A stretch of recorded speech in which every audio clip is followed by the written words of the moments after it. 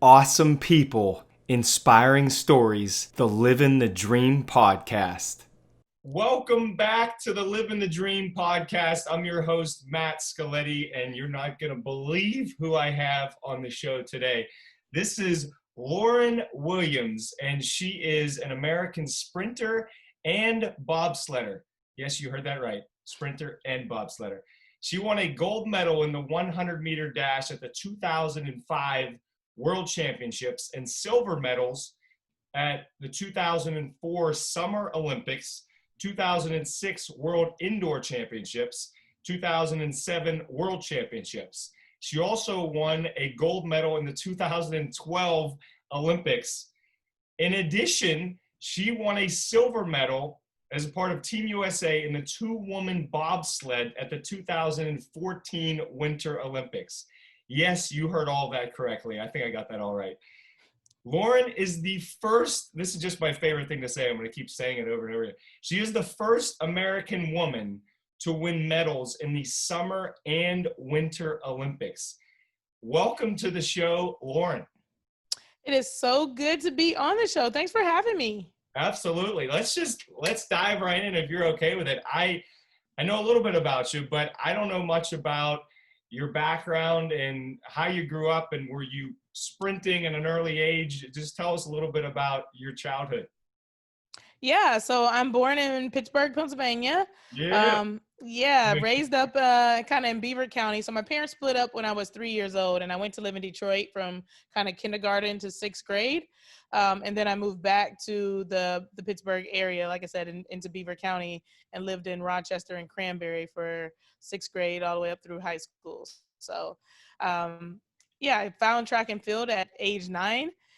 Depending on who you ask, depends on what story you get. So my mom will tell you that I got home faster than our family German Shepherd one day.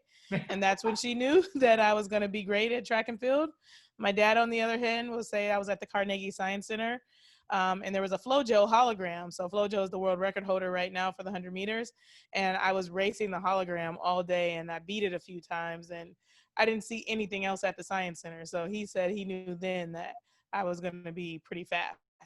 Oh, that is awesome. So 9 years old, you start to get into it, and does it just become like an obsession for the next 10 to 15 years, or what happened after that? Yeah, I actually didn't like track and field very much when I started. So I was kind of a nerdy, smart kid. I was really interested in books and education and wanted to kind of stick to that. And, it grew on me over time because I had natural talent. So I realized I was faster than the girls my age, then faster than the boys my age. And then I realized I was faster than some boys that were older than me. And I was like, this is kind of fun. I like winning.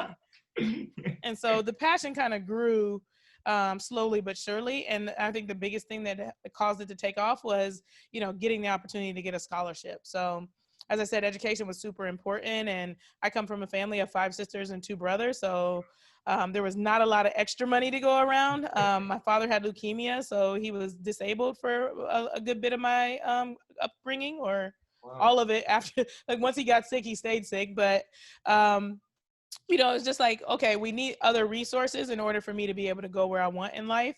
And I really, really wanted to be able to go to college. So when I started getting these letters in the mail that said, hey, would you like to come run at our school? And I was like, wait, so you guys want me to run around this circle and you're going to pay for my education? That sounds like a great opportunity. I would love that. And ultimately, I chose the University of Miami as the school that I wanted to go to. I mean, is that exactly how, I wouldn't know. I wasn't recruited to do anything. So was that how it worked your junior, senior year? You just started getting letters, not even knowing that was an option? Yeah, I had very little knowledge of how athletic scholarship worked, and these letters started coming in the mail from all kinds of schools, and just started sorting through them with my track coach and my parents, and you know choosing what would be good options. They sometimes have a little questionnaire inside that you send back, and they decide if you're interested, and you get up to 5 visits. So I only took 3 of my 5 visits. I think 3 or 4. That's all it took. You knew. Yeah, and I knew Miami was a place that I wanted to go. I'm so curious as to, I played basketball in high school, and I mean, I was decent, but I probably didn't put in the amount of time that I should have to continuously get better. I'm just wondering, with you in running track, were you someone that just was in the gym and just hitting it while everyone else was partying and socializing, or did you have a balance there? No, I had a pretty good balance growing up. I was very active in school as well. So student council president, class president. So lots of other activities. Basketball was actually my more was a more enjoyable sport for me. I just wasn't very good at it. So I loved the team aspect and just didn't have a lot of good hand-eye coordination, etc. So yeah, I did a little bit of everything. It wasn't all sport. And like I said, because I had natural ability in high school, wasn't a very big deal. In college, I had to take it a lot more serious because someone was paying, effectively paying me to do it in the sense of giving me that free education. Yeah. But I even still had time, you're living in Miami, Florida in college. That's like the best time of your life. I can't even imagine. I've been there and I know it's a fun town, that's for sure. Mm-hmm. So you're down in Miami, and at what point do you think, and I have no idea how it works as far as becoming an Olympian, but at what point did you kind of think, maybe I have a shot at the Olympics, and how does that even get into your mindset? Yeah, it was not until I ran the second fastest time in the world as a junior in college. So I was competing at the national championships, NCAA championships, and my goal had been to win the NCAA championships. That's all I had really been working toward the whole year. I was, slightly aware that it was the Olympic year, but that wasn't like a goal or aspiration of mine. I didn't know that that was even within reach. And I found myself, like I said, with the second fastest time in the world after winning the NCAA championships, and the Olympic trials were just a month away. So I had to turn my focus from one thing to the next. And I was off and running, at just 20 years old, figuring all that out. Wow. So you didn't really, it wasn't like you'd been thinking about the Olympics for the whole year. This just, you crushed it I'm assuming you won the NCAAs, right? I did. I won the NCAAs, and yeah, that was when I ran the second fastest time in the world. That's incredible. What was the time? I'm not. I think it was 10.97. Under 11 seconds and 100 meters. Yeah. That's just insane. So now you have a shot at the Olympics, and what happens? Do you have to go through all these like time trials and then work your way on the team, or did that one victory get you onto the team? No, yeah, just at the NCAA championships, that kind of qualified me to go to the USA trials. And then at the USA championships, you need to be top 3. So, and I actually was 3rd of the 3 at the Olympic trials. So kind of close to like not having make the team, but got in there and then ended up, even beating those 2 young ladies when I got to the Olympic Games, and being beat by another young lady that, won the gold medal, and I won the silver. So just because you brought it up, now you have me curious, like the 2 other women in the USA, is it like, clearly you're all trying to beat one another, but is there also like a camaraderie within just being from the same country, or is it like cutthroat, like you just want to beat everybody? Well, the 100 meters is a pretty high stakes event. A lot more income is made from that particular event. It's more like the premier, so it's a lot more cutthroat. Once we're done with the 100-meter race, though, we got to get together and do the 4x1. And so that's when we kind of have to like merge after, whatever we've done competition wise. So it's not that it's, cutthroat and we're like, trying to do things to hurt one another, but we're also like not super friendly. And I think that also holds us back from creating really good chemistry for the relays, or it has held us back in the past. I would have never even thought that. That's a really good point, that you're going against these 2 women, then they're on your team a few days later, I guess. Yeah, it's a really tough thing to kind of navigate. 2004 and 2008, we did not have successful baton exchanges. And, while you can name various things, is the actual moment where I did not receive the baton from the person that was passing it to me as the thing. I think that a lot more what happened behind the scenes and the type of energy that we were carrying, because we were not working well together, played a bigger role in us not being successful at the Olympics. Wow, that's really that's stuff I don't read on Wikipedia right there. I had no idea that stuff happens. Yeah. Wow, thanks for opening up about that. That's really interesting. So 2004, like you said, Lauryn, you're 20 years old. I mean, what's your mindset going into your first Olympics? Was it like were you just overjoyed? Did you know how big the moment was at that age, or like kind of walk us through it? I can't even imagine. Yeah, it was pretty overwhelming for me because, like I said, I was just a junior in college. I wasn't really planning on winning or getting silver at the Olympic Games. So I was very happy for the result that I got, but I was even happier because the people of Pennsylvania got around me and made sure that my family was there. So I mentioned that my father was ill and there wasn't a lot of money in our household in general. So people started fundraising in order to be able to get my family to go. And so the goal was kind of to get my mom and dad there, but people just really lit up the contribution lines. And before we knew it, we had enough that 8 members of my family were able to go to the Olympic Games based on the generosity of, the local Pittsburgh community.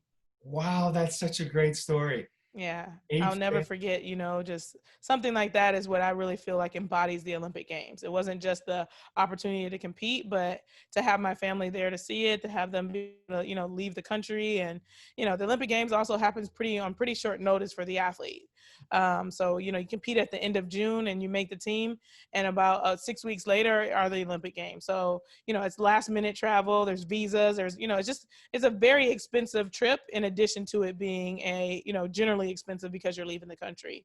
So it was a really big deal to me that, people got around me and really believed in me in that way and made that opportunity exist. that's so huge. I agree. That's because Pittsburgh, we're Pittsburgh proud. We represent, right? Yeah, we are. uh, how, walk us through a little bit like training leading up to the Olympics. Were you doing what you were accustomed to, or does it change and just take it up a whole other notch in your training? Yeah, you actually do very similar things to what you've already been doing, and you start to actually taper down. So, what a lot of people don't realize, you got to be ready to peak, and so you need to be fresh and recovered and ready to go. So you build a strong base. We talk about always building a strong foundation for all kinds of aspects of life.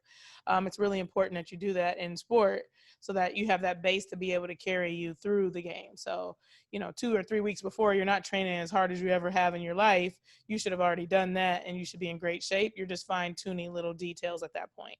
That's a great point. Yeah, I would have never thought of that either. That's a really Mhm. good point. So you're tapering down, and then what about? I'm so excited to ask you this.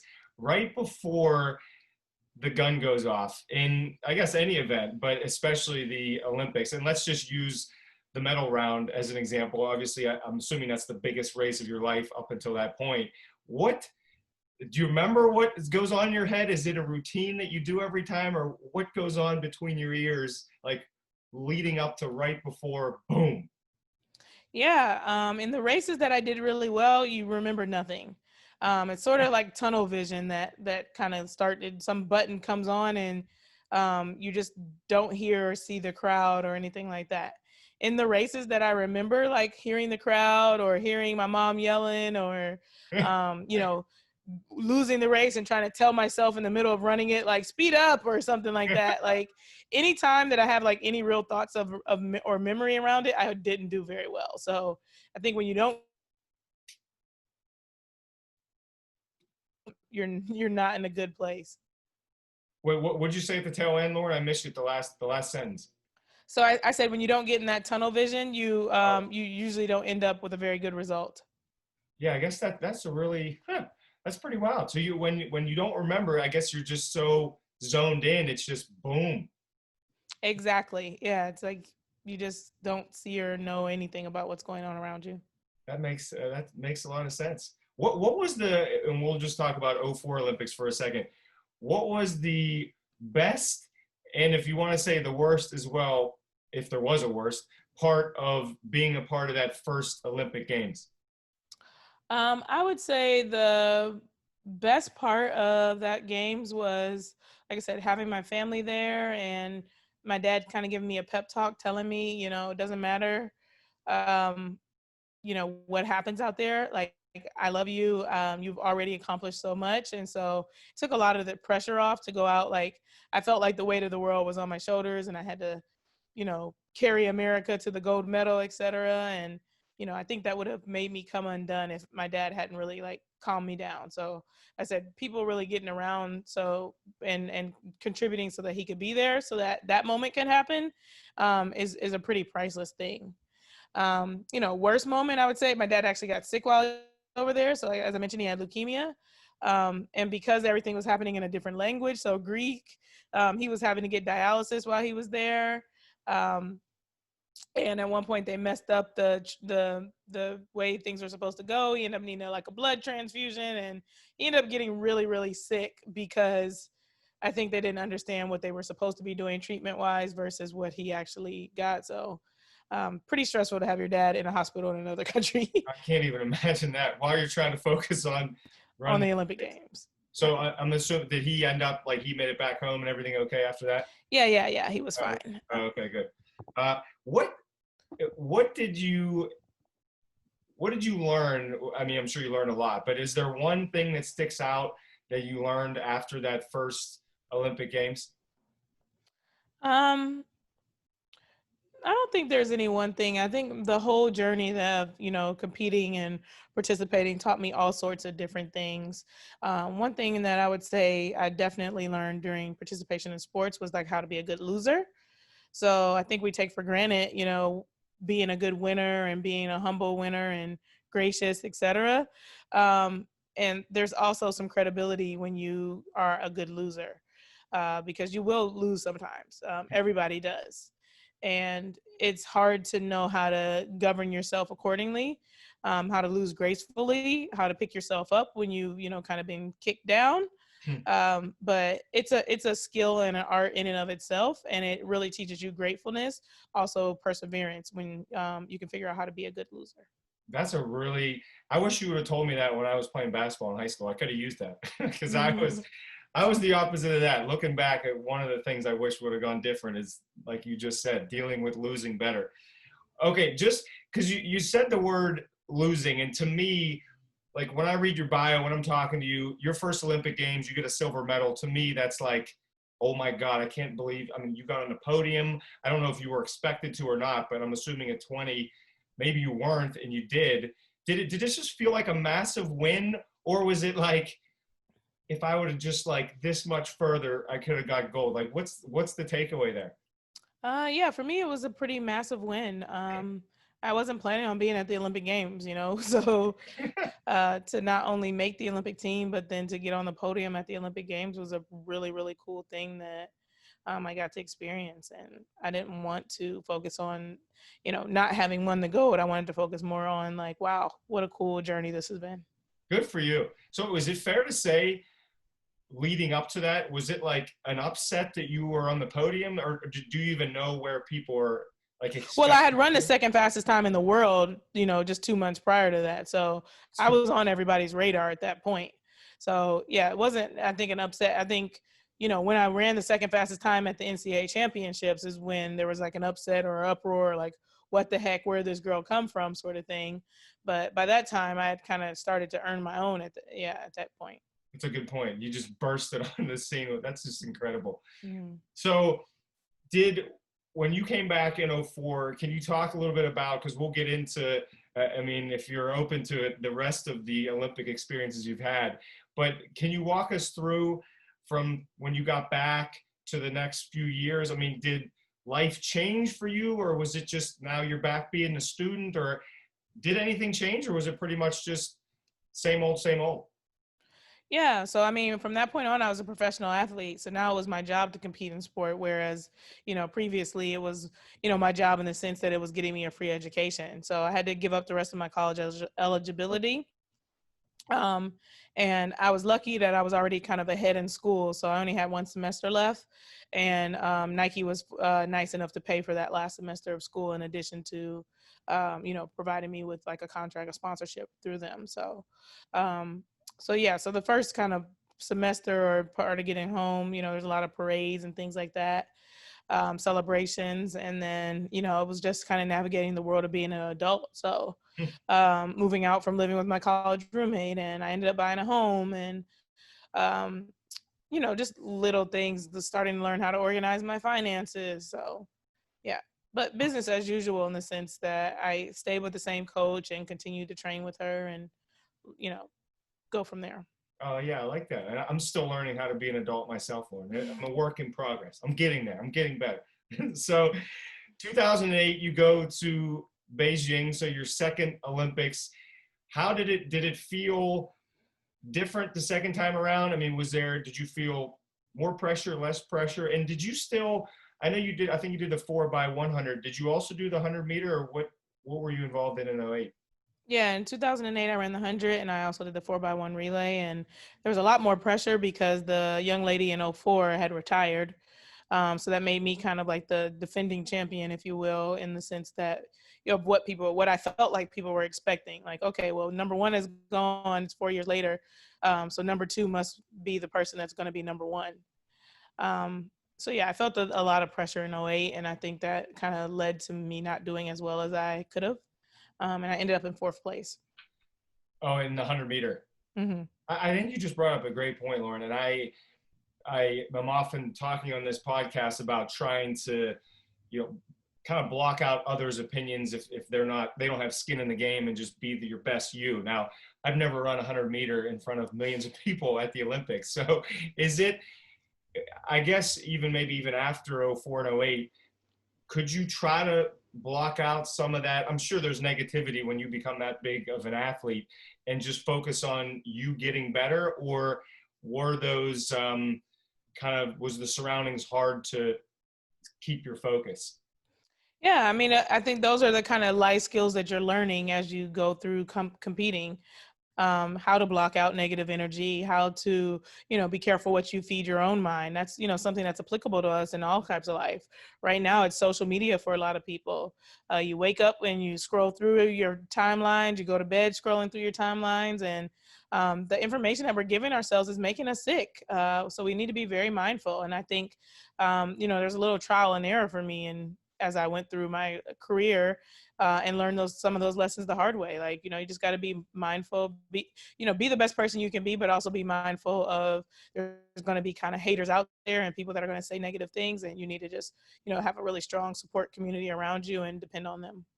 I love that, because like you said, that's not just for an Olympic athlete. That's for anybody. That's great advice for no matter who the individual is. So I appreciate you kind of connecting that to the normal people like me. I appreciate that. So 2008 ends, and you go into 2012 in London. What's like, so now this is your third Olympic Games in 2012. Is it like, do you still have the juices flowing like in '04, or does it change year to year? I mean, it's your third one, which it's just unbelievable. You're in four total, but the third one. What's the mindset going into your third Olympic Games versus the first two? Yeah, for me, the third Olympic Games was tough because my dad passed away in 2008. So I knew I was going in without, that support that I, previously had. But then also, I had kind of decided I didn't really want to compete anymore. So in 2010, I took a year off and thought I might be done. And after the year off and some soul searching, I said, I'm not going to just go out like this. I want to see it through to, at least through another quad, which is an Olympic Games. And I started to train again and get ready. Well, I didn't get, I didn't get the results I wanted, and I didn't make the 100 meters. I only made it for the relay in 2012. So it was tough in the sense that I knew kind of the time for my career was starting to come to an end, and I needed to start like figuring out what I wanted to do next. But it also was a cool opportunity in the sense that in '04 and '08, we didn't win the relay. And this time we did. Not only did we win, we broke the world record. That's just, so just because you brought it up earlier, I have to ask the question of, when you mentioned you're going against some of these women in the 100 meter, then you're on the same team.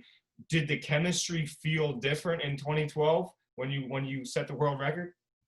Yeah, I spent a lot of time making sure that we had better chemistry and better lines of communication open, because I realized that in '04 and '08, that's what didn't go well. So we had a whole new team, and I was able to share with them what I felt like held us back previously.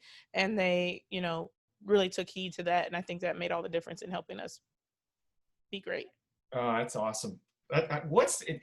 Can you attempt to explain the feeling? Because when I watch, I mean, the Olympics to me is the ultimate. I mean, you have the best athletes in the world going head to head. And I'm seeing it on TV, I've never even been there, but when you see the American flag go up and the national anthem playing, I mean, can you even attempt to describe how you're feeling in those moments? Because it happened to you, I mean, more than once.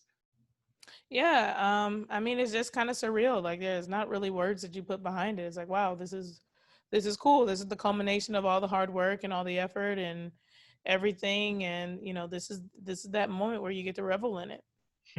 Yeah, you definitely deserve all of that.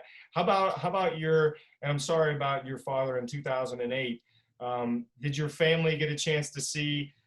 Did you have any family come to 2012, or were you going solo? In 2012, I don't think anyone came in 2012. Yeah, as part of the relay, I was just there by myself. In 2008, my mom and my best friend were there, so they came all the way out to China. And like I said, in '04, we had quite a few people. So Wow. And what's the when you're there and you're there for about 2 weeks? Is that right for the Olympics? yeah, about that. Is it? I mean, can you focus in? Because I'm sure clearly it's a lot of young people in different countries and everything. Is it hard to even an Olympic Village? Are you focused in? Do you go to other events and cheer for Team USA, or like how does that? What's that feel like in the Olympic Village? Yeah, I always tell people that to achieve something awesome in life, you do what you need to do to get yourself there. So, like I said, it's about laying a strong foundation, building on that foundation, and setting up a plan that's clear so that you can peak when you need to. And I think what a lot of people do is like, oh, this is the pinnacle of all pinnacles. Let me train 7 times harder. Let me never talk to anybody. Let me stay in my room 12 hours a day so that I don't have any distractions. And you make these crazy changes to your regular lifestyle, and it actually creates a lot more stress for you, and it affects your performance. So I try to keep things as normal as possible. I go out, I socialize. I don't stay up late because I don't do that on a regular basis.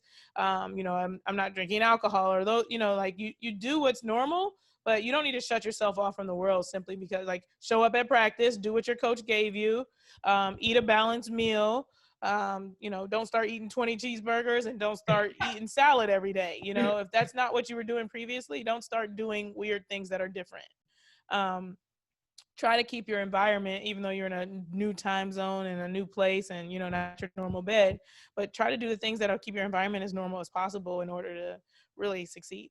I love that. And again, that can be applicable to any part of life. That's awesome. Now, your environment, Lauryn, I guess my question is about, you said you had a coach for a while, and how important was it to have just awesome people around you? Because, like you're 20 years old, you must have had some great coaches and mentors. Like how important was that group around you? Yeah, it was really important to have like the proper people around you. So, a physical therapist that knew and understood my body, and injury after injury, she remembered. Oh, okay. Well, the last time it was on the left side, so this time it's on the right, which means it's probably pulling here and whatever. So somebody who really knew. It's like your pit crew if you're like kind of into cars, that really are the pieces that hold the puzzle together. So I am the vessel, and there's somebody that works on the engine. There's someone who works on the, footwork, the details, and all these different things. So it's really important to have a nice, sound group of people that you can trust and depend on.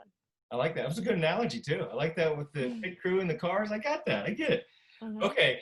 So this is the part of our chat where I don't even know what's going to happen. I'm so excited to ask you this. I didn't even ask you before we started recording because I just wanted to hear what you're going to say. 2012 ends. I mean, you do great. You guys set a world record. You win a gold medal. How does Lauryn Williams say, okay, that part of my career, maybe it's done, but I want to transition to a Winter Olympic sport? I almost want to like ask you, who's the first person that thought of it, or maybe it was you? Like, how does that come about?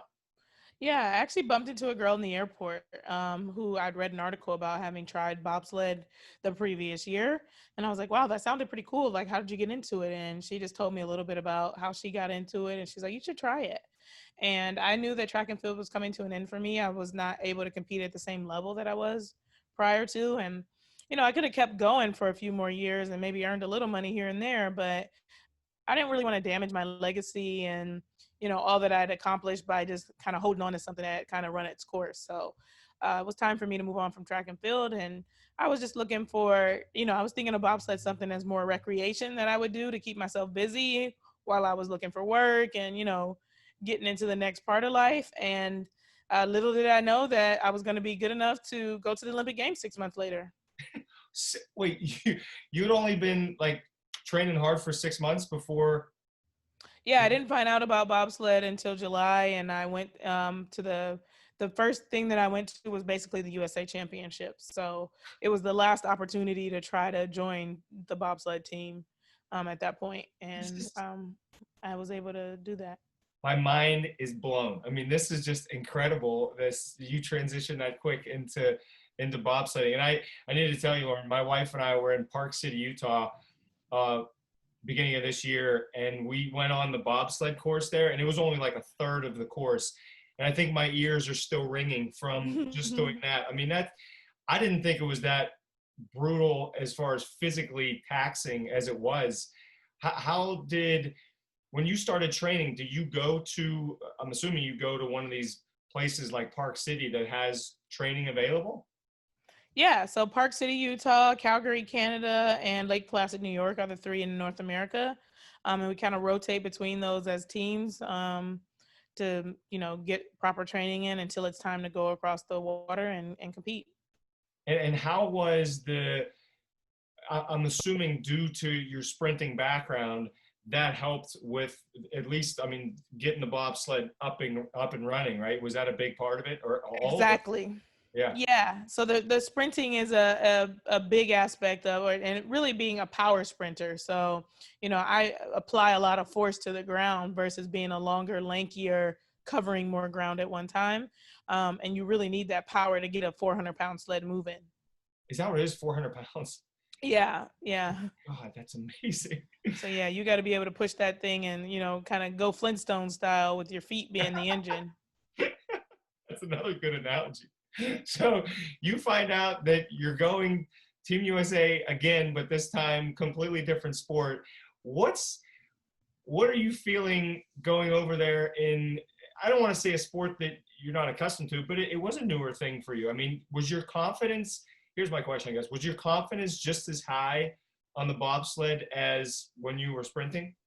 Mm, it was completely different. So I think, the approach that I took for bobsled was a humble approach. It was, what can I do to help this team be the best that they can be? Whether it's me contributing whatever I learned from competing in 3 other Olympic games, that's going to help them, offering advice about how to sprint, or, how I'm doing my weightlifting, whatever the case may be. If there's something that I can contribute to this team that's going to help them be better, I want to give. And so I think approaching it with that attitude was much better than approaching it with the attitude of, I deserve to be here, I'm going to win, I'm going to earn my spot on the team. I knew I was way too young and green and, new to this sport to assume that I was going to come in and, do all the things that I did. Yeah. So I think by kind of being cautiously optimistic and, very humble in, knowing that I was not guaranteed a spot and that it was okay if I didn't get a spot because I wanted the best people to be out there, was the important thing. Oh, did you not know that you were going to be in the sled up until the last few weeks or days? Yeah, they didn't name the Olympic team until 1 month before the games. Oh, wow. Yeah. And how important, because I think that was fascinating what you said when you were sprinting and the team chemistry between the four of you. Is it similar in the other woman in the bobsled? You just need to be not only when you're on the track, but also just having a friendship and bond there?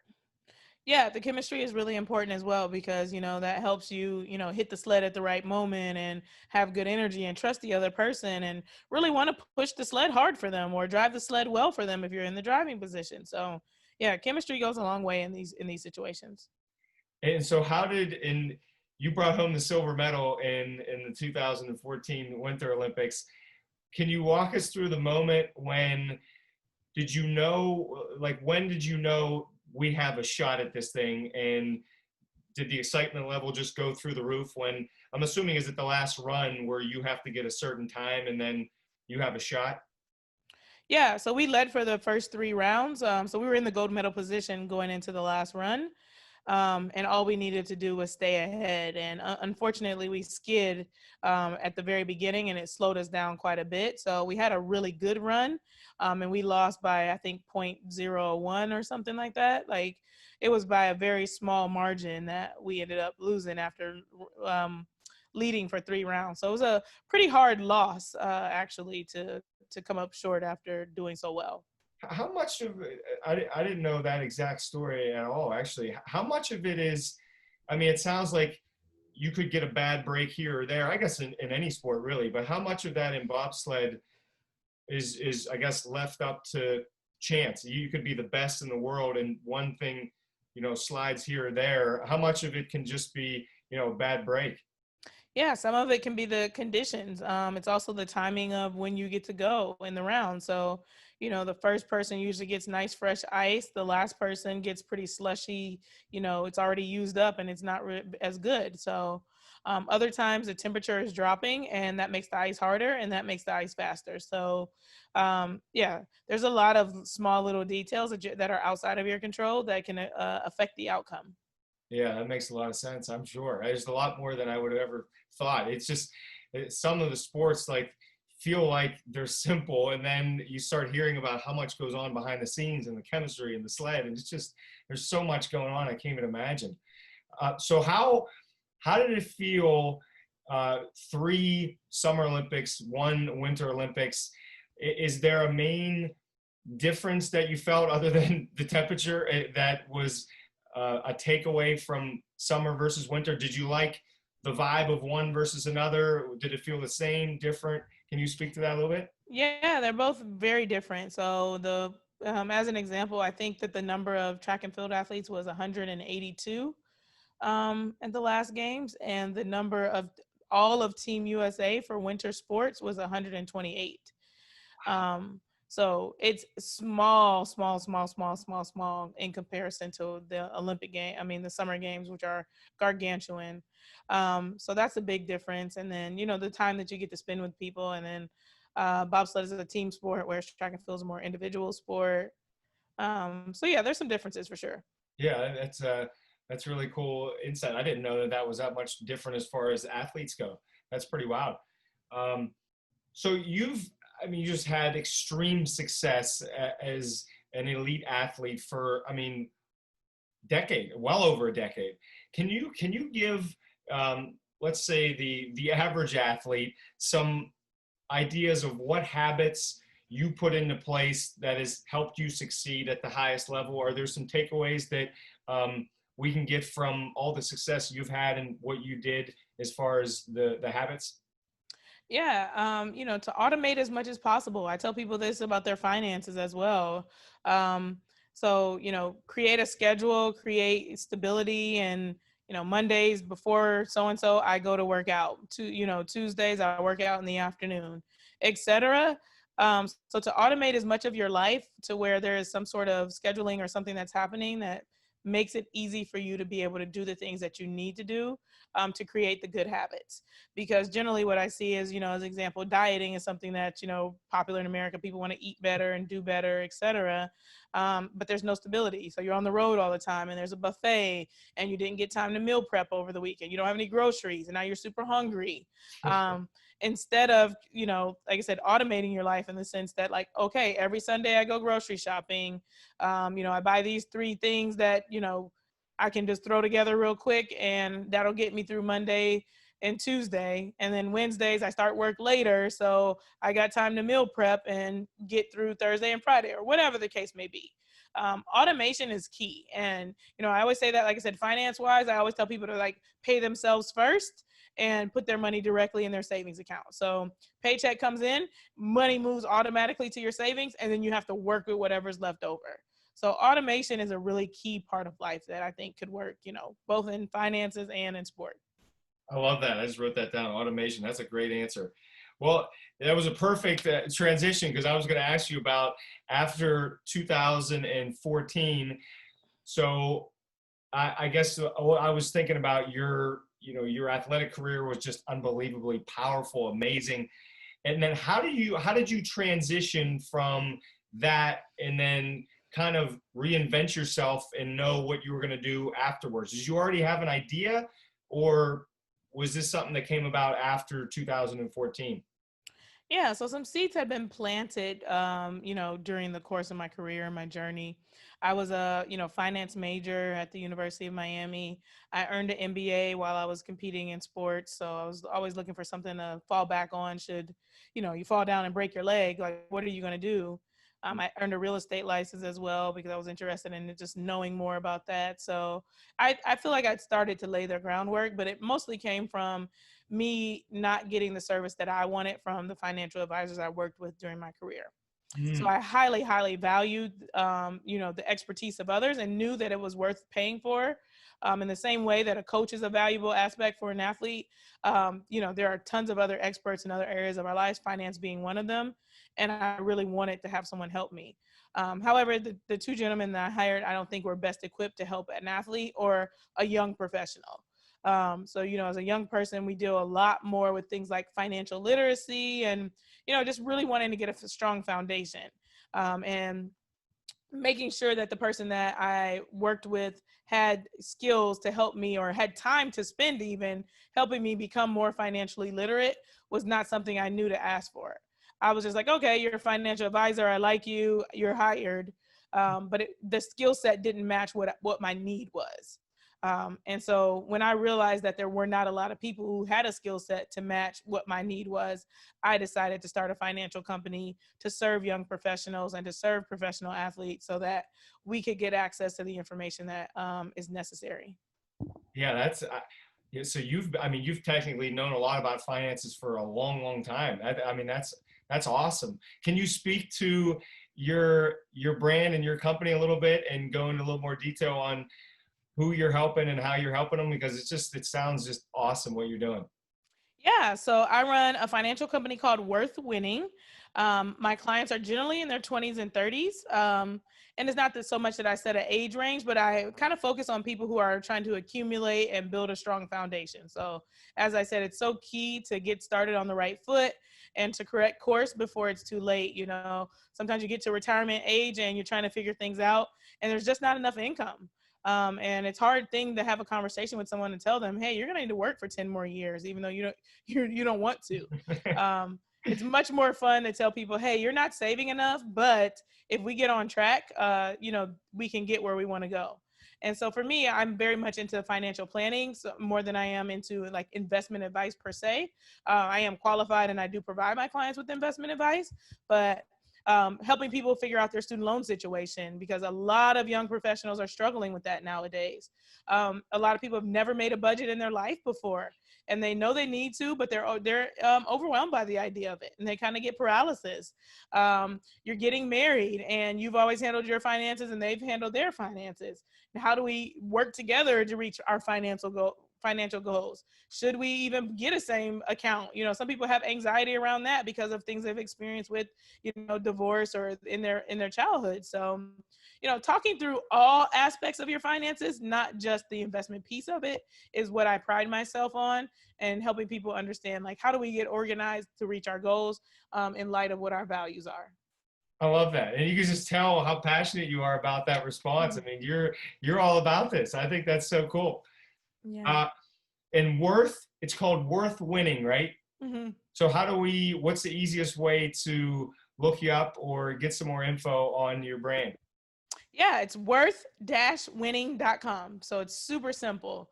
I also have a podcast as well, and it's, like branded. So it's called worth-listening.com. And it's all about helping people feel more comfortable about having money discussions. So for me, it's really, really important that we feel more comfortable chatting, because, it's great if you hire a financial advisor. I want them to, because I am one. That's how I make a living. But how cool would it be if you just talked to your friend and said, hey, how are you saving into your 401k?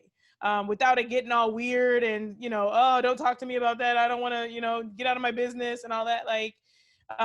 Because if I know that I'm saving 10% and you're saving 3% and you're my friend, Matt, I want to encourage you to save 10%. I don't need to be a fancy financial expert to encourage you as a friend to save more and do better, because I want you to retire with me. I want to make sure that when I'm ready to go on trips, that you're able to go with me.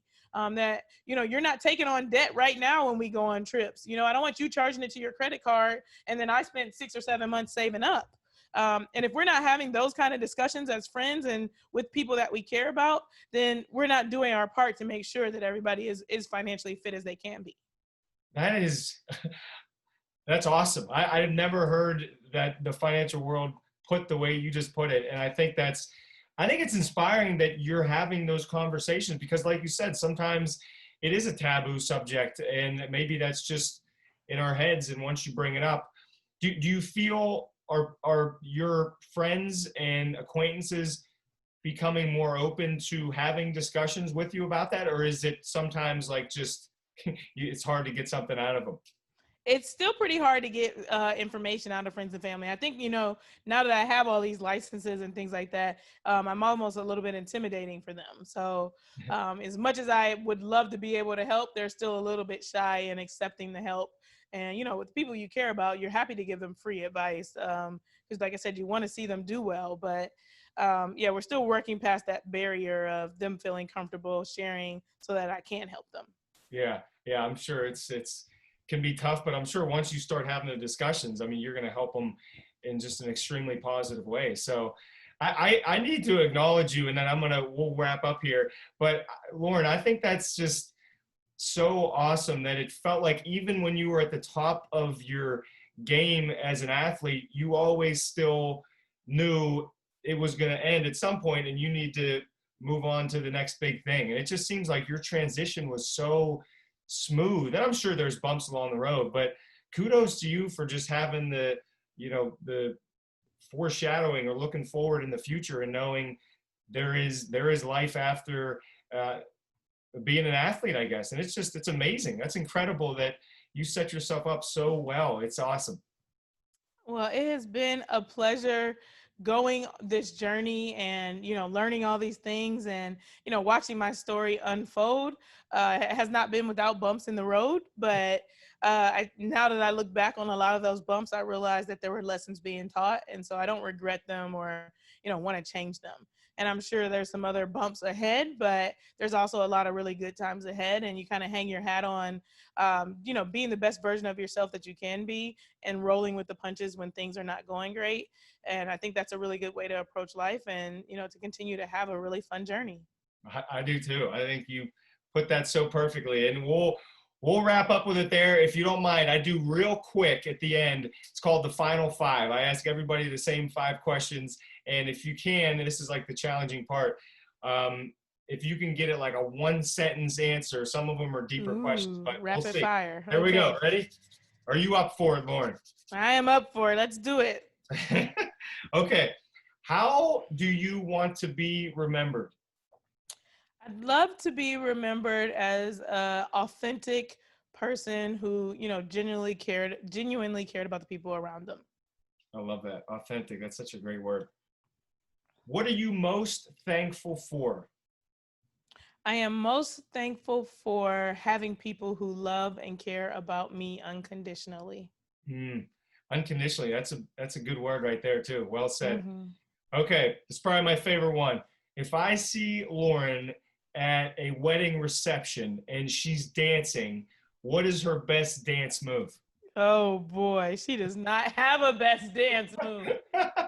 Just to stand still and kind of wave your head a little. Like, The more excited I get, the worse my dancing becomes. Yeah, I'm not a natural dancer. I got to stick to sports. I was going to say, you're natural in a lot of other things, so maybe that's one thing you don't need to be perfect at. Okay, what's the biggest obstacle you've had to overcome? Biggest obstacle, I would say self-confidence issues, for sure.